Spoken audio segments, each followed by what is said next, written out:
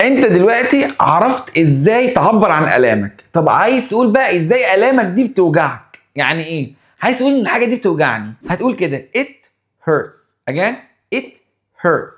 it hurts. يعني مثلا هو ماسك ايه، عايز تقول له ده دراعي بيوجعني، فانت ماسك دراعه تقول له ايه؟ it hurts. قلبي بيوجعني it hurts. ودني it hurts، وهكذا. طب عايز اقول مؤلمه جدا so painful. again so painful. ولازم تعبر عن الالم بطريقتك في كلامك، في وشك، كل حاجه تعبر عن الالم.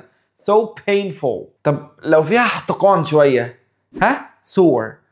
بص feel sore. again feel sore يعني محتقنه شويه. عايز اقول مش قادر احركها can't move it. again can't move it. الدكتور مثلا ماسك دراعك وبيحركه I can't move it. مش قادر احركه. عايز اقول بتحرق جدا، مولعه على اخرها it is burning. again burning. تاني burning. طب عايز اقول مثلا بتلسعني stinging. again stinging.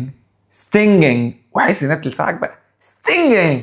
تلسع. عايز اقول الوجع غير محتمل. بص unbearable. again unbearable. حسسني ان هو غير محتمل unbearable. unbearable. مش قادر بجد، وجع جدا. عايز اقول برضو مؤلمة شوية او فيها وجع it's aching. aching. بص A-C-H-I-N اللي هو بص لو فاكر headache stomach ache earache. ها هنقول ايه؟ aching. aching. بس كده. دلوقتي عرفت الالام وازاي تعبر عنها. اعمل جمل كتير واستخدمها، اعمل عليها براكتس، وقول لي في المسج او الكومنت انت محتاج ايه، عشان انا هنا عشان. سلام.